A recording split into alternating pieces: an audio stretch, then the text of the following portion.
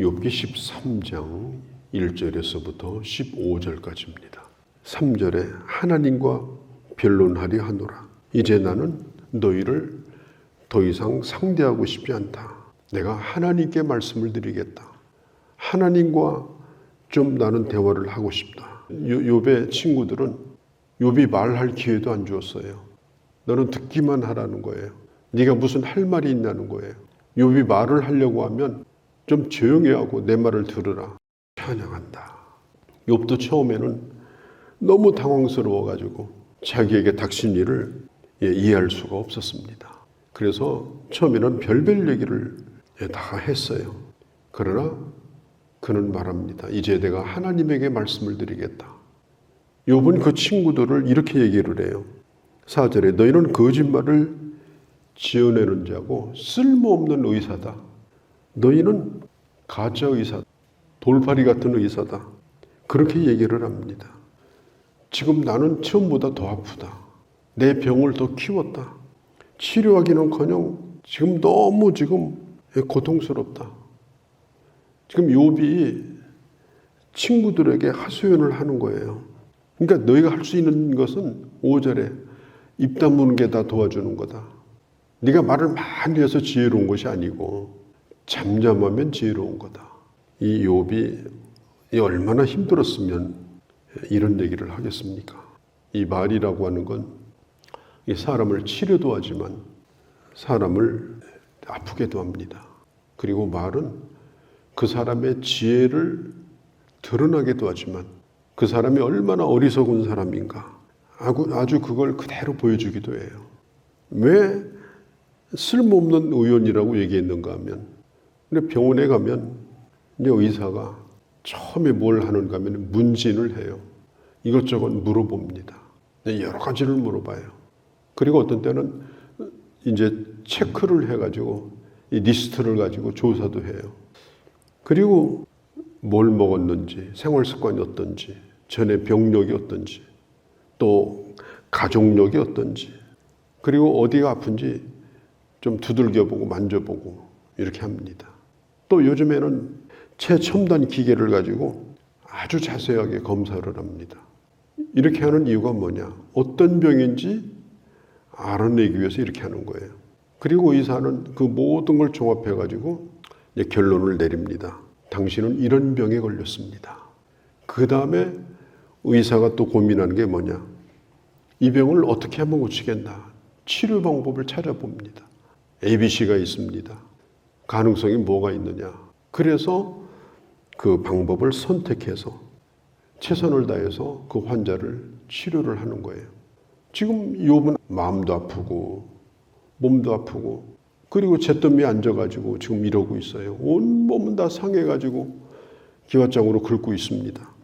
그런데 욥의 친구들은 묻지도 않았어요. 어디 아프냐고 묻지도 않고 왜 이런 일이 생겼냐고 묻지도 않고 이 사람이 얼마나 어디가 아픈지 이해하려고 하지도 않고 아무것도 안 묻고 진단을 내리는데 너는 죄인이다. 이게 진단이에요. 너는 죄를 많이 져서 이런 병을 얻었다. 그리고 결론을 뭐라고 얘기하느냐. 너는 죽을 거다. 죄값으로. 또 사형 선고까지 자기가 내려요. 그러니까 욥이 그걸 안 들으려고 하니까 계속해서 같은 주장을 아주 그냥 돌아가면서 욥이 그런 얘기 하잖아요. 군대를 차례대로 보내면서 나를 괴롭게 했다고. 그렇게 욥은 고통을 당했습니다. 사람은 자기가 가지고 있는 자기 세계관이 있습니다. 이제까지 배우고 들은 거, 자기가 경험한 거, 자기가 가지고 있는 안경이 있어요. 뭘 보든지 객관적으로 보기보다는 주관적으로 봐요. 자기 입장에서. 그리고 자기 입장에서 결론 내리기가 참 쉽습니다. 그런데 대부분의 그런 결론은 잘못된 게 많아요. 좋은 의사가 되려고 하면 아주 많은 경험을 해야 됩니다. 이 법률을 다루는 사람도 미궁에 빠진 것을 해결하려면 아주 경험이 많아야 돼요.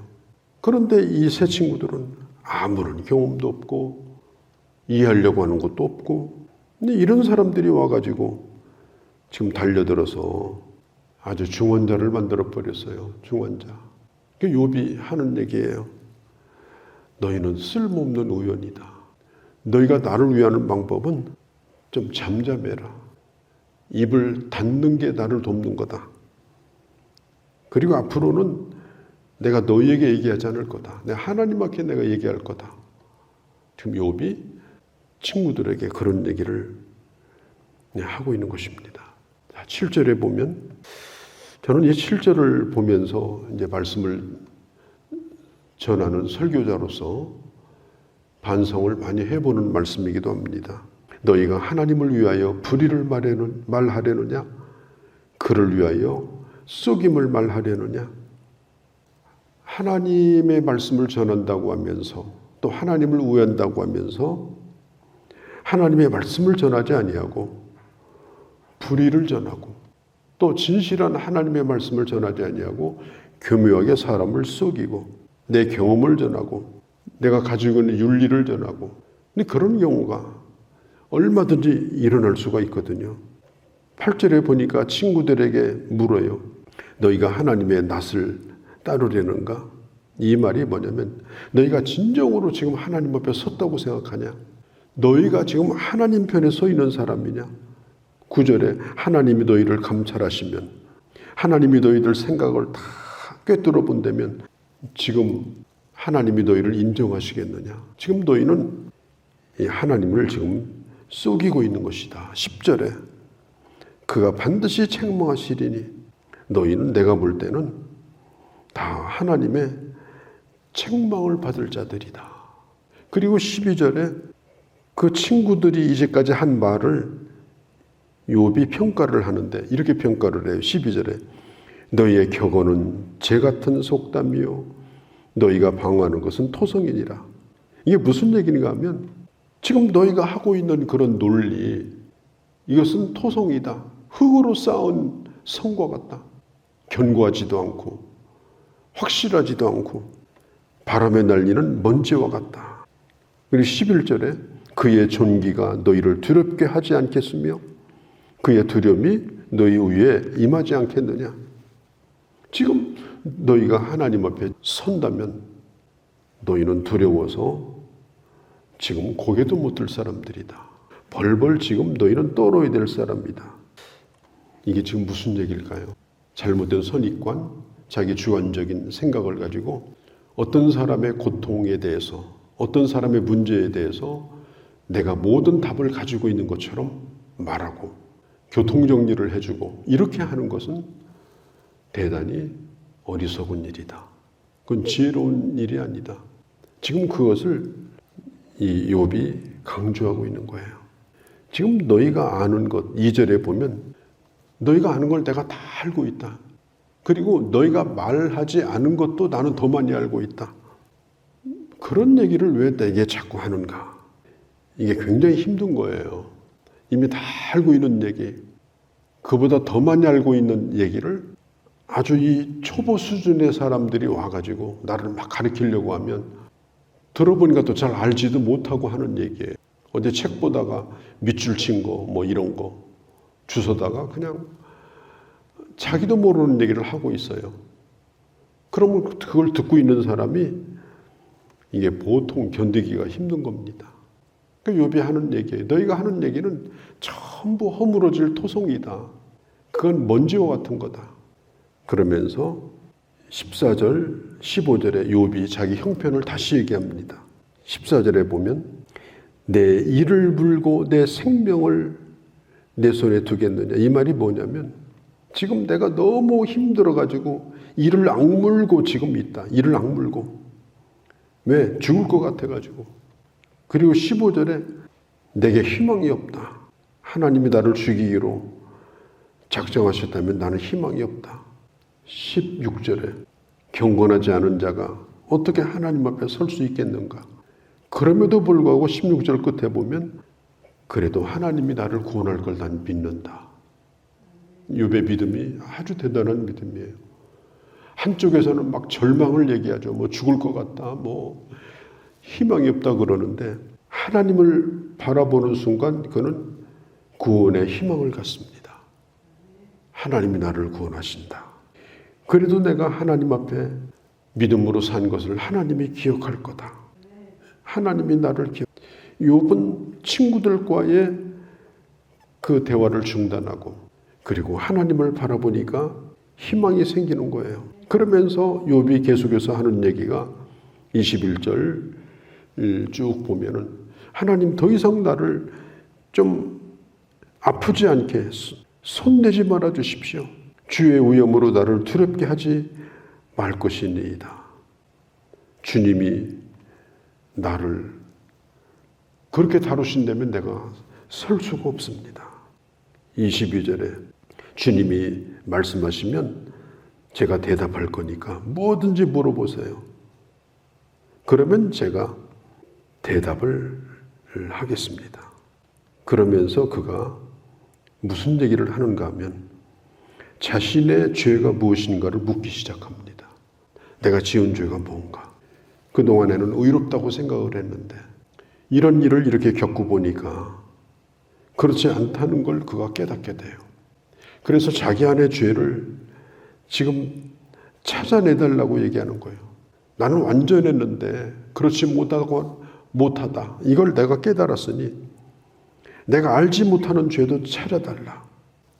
저는 교회 처음 나와가지고 이제 교회 이게 대표 기도하는 사람들의 기도를 이렇게 들어보면서 좀 이해가 안 된 게 하나 있었어요. 그것이 뭐냐면 하나님 아버지 알고 지은 죄 모르고 지은 죄 다 용서해달라고. 그럴 때마다 야, 저 사람은 어떻게 죄가 저렇게 많아서 저러는가. 그런데 따지고 보면요, 우리가 지은 죄가 대부분 알고 지은 죄예요. 모르고 지은 죄도 또 많아요. 알고 지은 죄도 많고 모르고 지은 죄도 많고. 그러니까 우리가 얼마나 죄가 많은 사람들이에요. 그 기도자의 기도가 맞는 거예요. 하나님 알고 지은 죄 모르고 지은 죄 다 용서해달라고. 욥이 26절에 보면 하나님 나 젊었을 때 지은 죄도 많은데 내가 젊었을 때 지은 죄도 내게 받게 하시오며. 욥은 한 번에 이렇게 된 사람은 아니잖아요.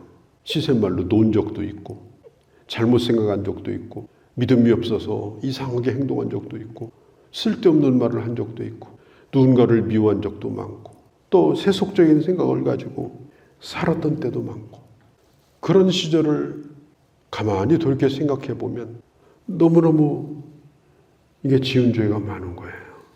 욥은 이런 생각을 해본 적이 없었어요. 그런데 오늘 이런 일들을 겪어보니까 내가 이제까지 살면서 지은 죄가 많다. 이걸 깨닫게 됩니다. 그 유명한 어거스틴이 고백록이라는 책을 썼어요. 고백록. 참회록이라고도 하는데 거기 보면 자기가 지은 죄를 고백하는데 이런 얘기가 나와요. 내가 어렸을 때에 남의 집에 있는 과일을 따먹었어요. 그러면서 이렇게 얘기합니다. 하나님, 우리 집에 과일이 없어서가 아니라 남의 걸 따먹고 싶어서 따먹었습니다. 그리고 사실 먹고 싶어서 딴 것이 아니라 따는 것 자체를 즐기기 위해서 땄습니다. 그리고 그것을 먹지 않고 짐승에게 주었습니다. 이걸 고백을 해요. 그런데 이 어거스틴은 창녀하고 생활을 하다가 사생아까지 난 사람이거든요. 남의 거 따먹은 것보다 훨씬 더 많은 죄를 지은 사람인데 왜 어릴 때 자기가 그 서리 해먹던 것을 회개할까? 나는 어릴 때부터 죄를 짓는 나쁜 성향, 죄로 향해서 가는 누가 시키지도 않았는데 스스로 죄를 짓는 그런 나쁜 성향, 이런 것들이 어릴 때부터 있었기 때문에 커서도 죄를 짓고 사생아도 낳고 내가 이렇게 한 겁니다. 죄를 지을 수밖에 없는 그 죄, 죄를 향해서 가는 그 죄, 안 지으려고 해도 죄를 생각하는 그 죄, 이게 내게는 더 큰 고민입니다. 이런 고백록의 내용이 나와요. 지금 여기도 이렇게 밝지만은 아마 여기에 더 밝은 빛을 갖다 비추면 훨씬 더 밝아질 거예요. 그러니까 지금 밝다고 생각하지만 여기에 어둠이 있는 거예요. 이 어둠을 몰아내는 방법은 밝은 빛이 와야 돼요.